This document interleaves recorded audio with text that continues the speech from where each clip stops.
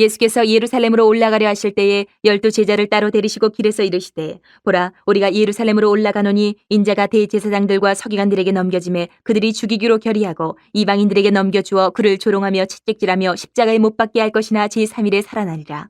그때에 세베대 아들의 어머니가 그 아들들을 데리고 예수께 와서 절하며 무엇을 구하니 예수께서 이르시되 무엇을 원하느냐 이르되 나의 이 두 아들을 주의 나라에서 하나는 주의 우편에 하나는 주의 좌편에 앉게 명하소서. 예수께서 대답하여 이르시되 너희는 너희가 구하는 것을 알지 못하는도다. 내가 마시려는 잔을 너희가 마실 수 있느냐 그들이 말하되 할 수 있나이다.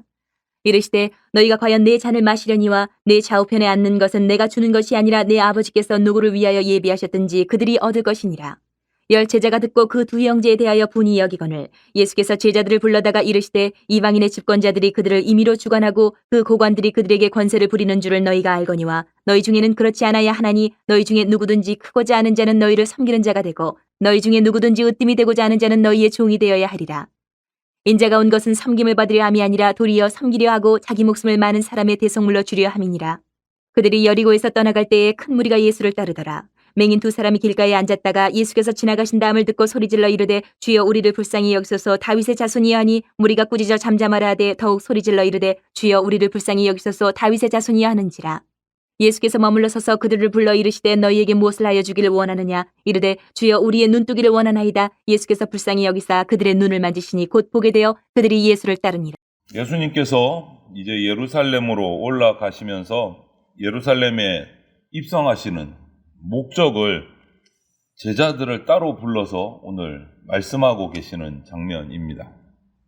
그 들어가는 목적이 뭐냐 하니 구원 사역을 위해서 죽으시고 부활하시는 거다. 십자가에 죽으시고 부활하시는 것이다 라고 제자들에게 말씀을 하십니다. 예루살렘으로 가시는 도중에 이 말씀을 하셨다라는 것은 이제 정말 예수님의 고난과 죽음이 임박했다. 그 분위기인 거죠.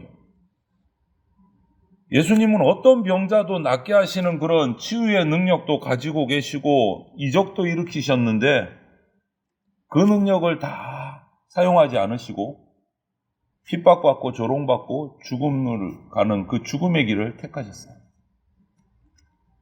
수많은 무리들이 예수님을 따랐지만 그 인기에도 그들을 부려서라도 막을 수 있었음에도 불구하고 죽음의 길을 핍박받는 길을 가셨습니다. 이런 시국에 정말 중차대한 이런 상황에서 야고보와 요한의 어머니가 예수님에게 찾아와서 이 두 아들을 주님의 나라에서 높은 자리 예수님 좌편 우편에 앉혀달라고 일명 청탁을 합니다. 청탁을. 그래서 20절에 보면 그때에 이렇게 시작을 해요. 그때에 세베대의 아들의 어머니가 아들들을 데리고 그때가 언제입니까? 예수님이 십자가에 죽으심과 부활을 얘기하시던 그때에 지금 분위기를 확 깨는 거예요. 이 시점에 예수님이 예루살렘에서 맞이하시는 그 죽음과 부활을 말씀하시는 이때조차도 제자들과 그 주변 사람들은 자기의 영광만 생각하고 있어요. 지금 죽으심, 고난을 얘기하는데 자기가 받을 영광을 생각하고 있어요. 예수님 믿는다고 하면서도 그분의 사역, 그분의 어떤 고통, 여기에는 관심 없고 세상 일에만 관심을 쏟는 우리 모습하고 별반 다르지 않다. 내가 얻을 것, 내가 높아질 것, 내가 가질 것만 생각하고 예수님을 통해서 내가 무엇을 얻을까? 예수님 지금 고난을 얘기하고 죽음을 얘기하고 계신데 나는 무엇을 얻을까? 우리는 예수님의 이 마음을 헤아리고 나의 엇나간 영적인 관심사를 바로잡아야 한다라고 말씀하고 계십니다.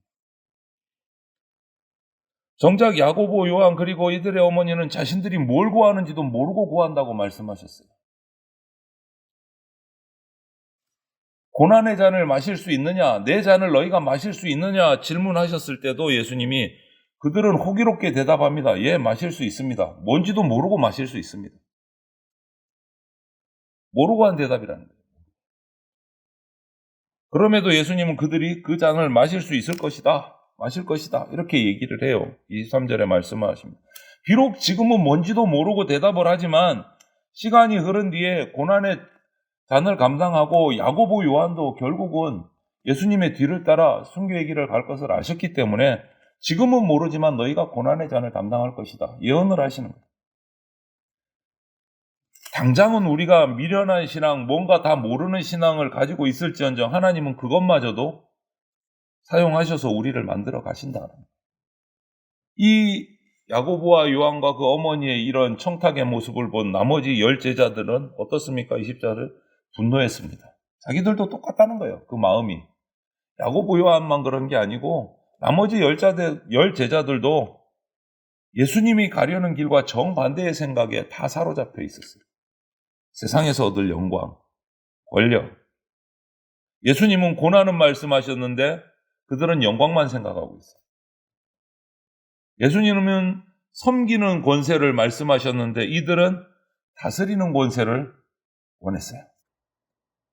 주님이 사람을 섬긴다는 이 섬김의 수준은 당신의 목숨까지도 내어주시는 섬김인데 우리는 주님을 따라간다면 어디까지 따라가야 될까? 섬기는 종으로 주님을 따라가야 된다. 그리고 예수님은 이렇게 말씀하시고 대화를 하신 후에 예루살렘 입성 직전에 두 맹인을 만납니다. 올라가시는 길에. 만났다기보다는 찾아가신 거예요. 워낙 소리를 지르니까 이 두 맹인이. 예수님을 향해서 다윗의 자손이여 라고 부르짖습니다. 계속 부르짖어요. 어떻게 보면 이 장면을 보면 맹인, 시각장애인이었던 이들이 오히려 비장애인인 제자들보다 예수님을 더 정확히 보고 있었어요. 다윗의 자손이요. 그들은 세상에서 왕이 돼서 권력을 잡을 예수님을 바라보고 있었는데 이 장애인들은 다윗의 자손이요. 메시아로 바라보고 있었어요. 그들은 또 제자들이 조용히 하라고 꾸짖은데도 불구하고 그거하고는 전혀 아랑곳하지 않고 자신들이 믿고 이해하고 있는 예수님을 계속 부르짖습니다. 그 소리에 예수님이 가던 길에서 돌아서서 이 맹인들에게 오신 거예요. 예수님을 구주로 믿고 부르짖는 사람이라야 영적인 눈을 뜨고 예수님을 제대로 바라볼 수 있다. 예수님은 또 만나려고 애타게 부르짖는 자를 또 결코 외면하시는 법이 없습니다. 그들에게 묻습니다. 찾아가서. 무엇을 원하느냐? 눈을 뜨기 원합니다. 그들의 눈을 뜨게 해주고 치유해 주십니다. 예수님은 우리 상처를 아세요. 보듬어 주십니다. 우리가 예수님을 믿고 부르짖을 때. 그리고 이렇게 눈을 치유받은 이 두 맹인은 어떻습니까? 34절에 우리가 정확히 봐야 될 것은 눈 뜬 게 중요한 게 아니고 그 다음이 중요해요. 예수께서 불쌍히 여기사 그들의 눈을 만지시니 곧 보게 되어 그 다음이 그들이 예수를 따르니라. 이게 중요한 거예요. 그들이 예수를 따르니라. 여러분, 은혜 받고 감격하는 데서 그치면 안 된다라는 거예요. 주님을 따라야 된다. 열심히 기도하고 간구하고 부르짖습니다. 그래서 자신이 기도했던 것들, 주님께 간구했던 것들이 응답 다 받았습니다.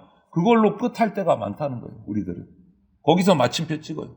기도 열심히 했고 응답 받았고 감사합니다, 끝. 근데 그게 끝이 아니라고 말하는 겁니다. 주님을 따르는 것까지 가야 돼요. 은혜 받았다면, 감격했다면 거기서 예수님을 따라야 된다. 예루살렘을 향해 가는 길에 오늘 기록에 12제자에게 자신이 고난받고 죽으실 것들, 부활하실 것들 예고합니다. 세 번째 순환 예고예요. 세 번째. 그런데도 제자들은 세 번이나 했는데도 깨닫지를 못해요.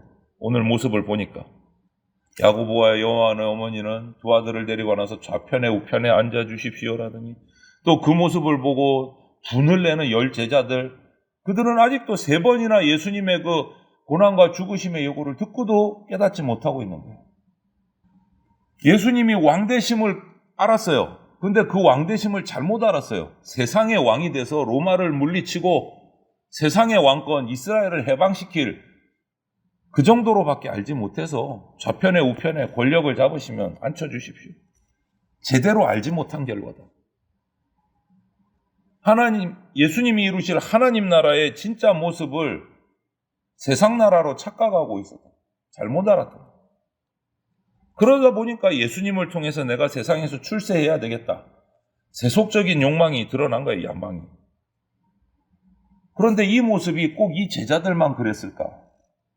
그렇지 않은 것 같아요. 우리 성도들, 오늘날 성도들 가운데도 교회를 통해서 믿음 생활을 통해서 예수 그리스도를 믿음으로 자기의 어떤 세상적인 욕망을 채우려는 모습들이 우리들 가운데도 있다라는 거예요.